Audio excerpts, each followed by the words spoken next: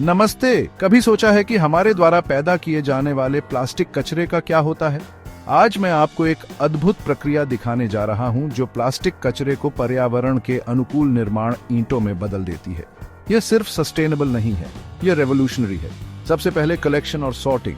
जरा सोचिए, conveyor belts, robotic arms और मेहनती लोग एक रिसाइकलिंग प्लांट में वे प्लास्टिक कचरे के पहाड़ों को टाइप के हिसाब से अलग कर रहे हैं। पीटी, एचडीपीई और एलडीपीई, ये सब एफिशिएंसी और प्रिसीजन के बारे में है। आगे हम क्लीनिंग प्रोसेस पर चलते हैं। जोरदार वाटर जेट्स और रोटेटिंग ड्रम्स की कल्पना कीजिए, जो प्लास्टिक को साफ कर रहे हैं, गंदगी, लेबल्स और कंटामिनेंट्स को हटा रहे हैं। सफाई फाइनल प्रोडक्ट की क्वालिटी सुनिश्चित करने के लिए जरूरी है। अब श्रेडिंग करते हैं। इंडस्ट्रियल श्रेडर्स काम में आते हैं, साफ प्लास्टिक को छोटे छोटे टुकड़ों में तोड़ते हैं। आप लगभग रोटेटिंग ब्लेड्स को देख सकते हैं और आवाज सुन सकते हैं जैसे श्रेडेड प्लास्टिक एक हॉपर में गिरता है। जादू मेल्टिंग और मिक्सिंग स्टेज में जारी रहता है। कटा हुआ प्लास्टिक एक हीटिंग चेंबर में प्रवेश करता है, जहां यह कंट्रोल्ड टेम्परेचर्स के तहत पिघलता है। फिर यह रेल, पत्थर की धूल या फ्लाई ऐश जैसी चीजों के साथ मिल जाता है, एक यूनिफॉर्म और कंसिस्टेंट मिक्सचर बनाता है। अब मोल्डिंग की बारी। पिघला हुआ मिश्रण एक ऑटोमेटेड मशीन द्वारा ईंट के आकार के सांचों में डाला जाता है।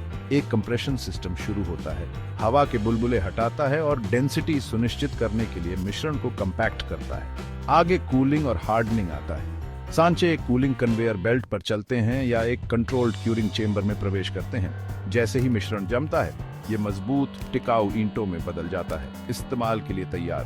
अंत में पैकेजिंग, तैयार ईंटों को पैक किया जाता है और ट्रांसपोर्टेशन के लिए तैयार किया जाता है। ये पूरी प्रक्रिया इको फ्रेंडली और एफिशिएंट है, हर स्टेप को हाईलाइट करने वाले एनोटेशंस के साथ। तो इन इको फ्रेंडली कंस्ट्रक्शन ब्रिक्स के क्या फायदे हैं? एनवायरमेंटली वे कार्बन एमिशंस कम करते हैं, ऊर्जा बचाते हैं और कॉस्ट इफेक्टिव हैं।